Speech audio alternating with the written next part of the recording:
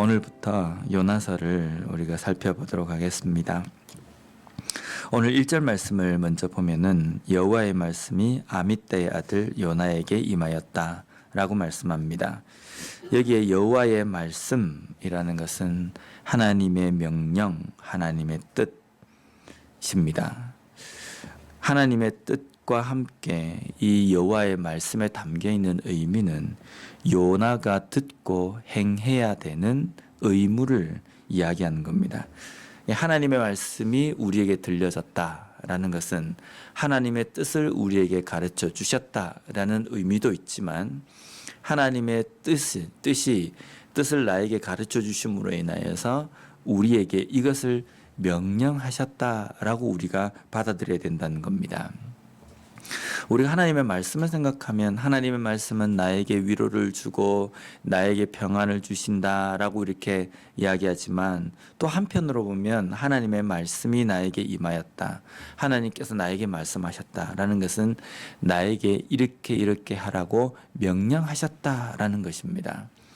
그래서 듣고 내가 위로도 받고 나에게 평안이 있음을 깨닫는 것도 있지만은 내가 행해야 되는 의무다라는 것을 우리가 잊어서는 안 된다는 겁니다.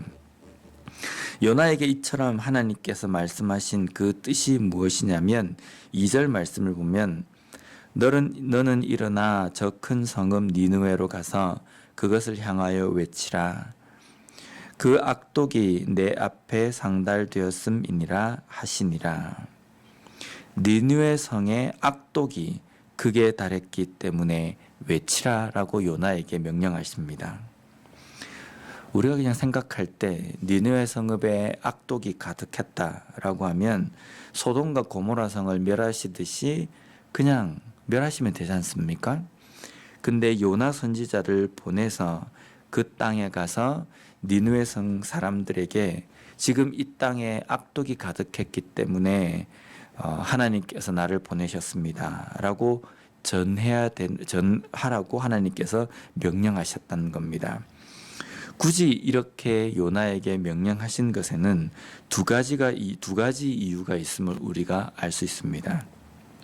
첫 번째는 그 악독을 통하여서 그 땅을 멸하거나 아니면 그 땅을 보존하거나 그 모든 주체가 하나님이심을 알리기 위해서입니다. 니느웨 성읍이 잘못하고 있는 것이 누구 앞에서 잘못하고 있는 것인지에 대해서 그 땅에 선포하는 겁니다. 하나님 앞에 그 땅이 잘못한 것이고 그 땅이 잘못했기 때문에 심판을 내리거나 또 그 땅 가운데 징계를 내리시는 주체가 하나님이심을 세상 가운데 선포하기 위해서 요나에게 이 명령을 하신 것입니다. 우리의 삶에 내 삶 모든 것이 하나님께 달려 있습니다 라고 우리가 고백합니다. 그래서 내 삶의 주체는 주인은 하나님이시고 내 삶의 모든 주도권도 하나님께서 붙들고 계십니다 라고 우리가 고백합니다. 그래서 작은 일부터 큰 일, 모든 전반적인 일 가운데 내 삶에는 모든 것이 하나님의 주권에 달려 있다. 내가 앉고 서는 것, 내가 가고 멈추는 것, 이 모든 것이 하나님의 손에 달려 있습니다 라고 고백하는 것이 우리의 믿음의 중심에 있어야 된다는 겁니다. 두 번째로 니느웨 사람들에게 악독이 가득했다는 것을 선포하라고 말씀하시는 하나님의 그 뜻은 무엇이냐면 그 땅 사람을 하나님께서 사랑하시기 때문입니다. 왜냐하면 안 사랑하면요 경고도 할 필요도 없고 지금부터 심판을 내리는 분이 하나님이심을 알릴 필요도 없습니다.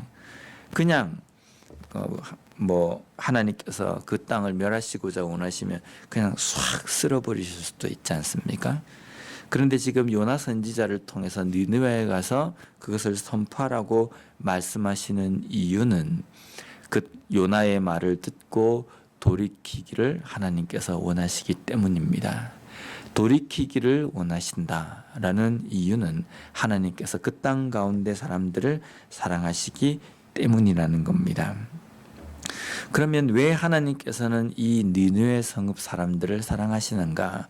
니느웨에 대해서 우리가 좀 알아야 되는데, 니느웨는 북이스라엘을 멸망시킨 아수르의 수도입니다.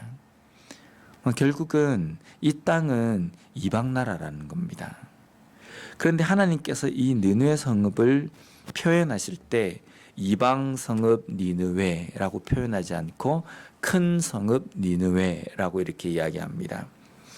큰 성읍 니느웨라는 것은 이곳에 사람이 많이 살고 가축도 많고 그 다음에 여러 가지 물질이 풍부하기 때문에 이 성읍이 큰 성읍이 아니라, 하나님 보시기에 이 니느웨 성읍이 큰 이유는 이 안에 하나님의 사랑하는 사람들이 있기 때문이라는 겁니다. 그래서 이 니느웨 성을 큰 성읍이라고 말씀하시는 겁니다. 우리가 생각할 때에는 그렇게 생각합니다. 야, 이 땅이 하나님께서 택하신 땅이냐, 택하지 않은 땅이냐, 우리가 그것을 자꾸만 보려고 합니다. 북한 땅은 하나님이 택하신 땅이냐, 하나님께서 버리신 땅이냐. 저 공산주의에 있는 나라들은 하나님께서 택하신 땅이냐, 버리신 땅이냐. 우리가 그것을 궁금해할 필요는 없습니다. 우리가 아는 것은 단 하나이지 않습니까? 하나님은 이 땅을 사랑하신다라는 겁니다. 그래서 어떤 나라 사람이든 어떤 민족이든 어떠한 상황 가운데 있는 사람이건 하나님께서 사랑하신다라는 그 사실을 안다고 한다면, 우리가 다른 나라를 위해서, 다른 나라의 복음화를 위해서 우리가 기도할 때에는 그 어떠한 땅도 하나님이 버린 땅이 없다, 포기하신 땅이 없다라는 그런 생각으로 우리가 그 땅을 위해서 기도해야 된다는 겁니다. 우리가 눈을 들어 우리 주변을 바라보면 예수를 믿지 않는 사람들, 세상적인 향락에 젖어 있는 사람들, 때로는 기독교에 대해서 아주 독한 말을 쏟아붓는 사람들, 이런 사람들이 있지 않습니까? 그런 사람들을 볼 때, 아, 저 사람은 하나님께서 택하신 사람인가, 버리신 사람인가? 아무리 생각해도 저 사람은 하나님이 포기하신 사람인 것 같다, 버리신 사람인 것 같다. 우리가 이것을 궁금해하고 우리가 이렇게 판단할 문제가 아니라는 겁니다. 우리가 바라보는 것은 그 어떤 사람이라도 하나님은 사랑하신다. 독생자 예수 그리스도를 보내셔서 구원하시기를 원하시는 마음으로 모든 사람을 사랑하신다라는 것을 우리가 그러한 사랑의 관점으로 세상을 바라봐야 된다는 겁니다. 과거 우리 한국 땅에 하나님을 알지 못했던 그 땅 가운데에 많은 선교사님과 또 순교자의 피를 뿌려서 이 땅 가운데에 복음이 들어오게 됩니다. 왜 조선 땅을 하나님께서 돌아보시고 그 선교사님들을 보내주셨습니까? 왜 조선 땅을 하나님께서 사랑하셨습니까? 이 땅에 뭔가 지하자원이 많기 때문에, 이 땅에 많은 사람들이 살고 있기 때문에 그 이유가 아닙니다. 하나님은 그 어느 땅도, 어느 나라도, 어느 민족도 포기하신 적이 없으시다는 겁니다.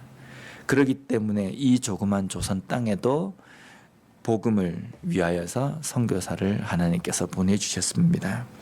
그 선교사님들 때문에 조선 땅에 복음이 들어오고 지금 복음으로 이렇게 찬란한 꽃이 피고 또 우리도 예수를 믿게 되었지 않습니까?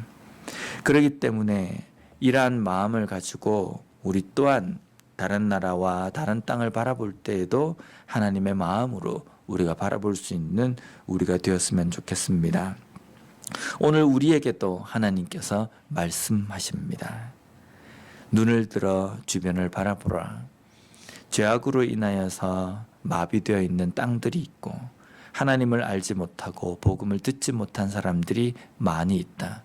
그들을 위해서 내가 너를 보낸다 라고 우리에게 말씀하십니다. 그 말씀을 듣고 오늘도 우리에게 주어진 이 시간 가운데 다시 한번 그들을 위해서 기도하고 또 하나님께서 보내신 그 뜻과 그 목적, 그 말씀대로 이행하며 살아가는 이 하루가 되었으면 좋겠습니다. 기도하겠습니다.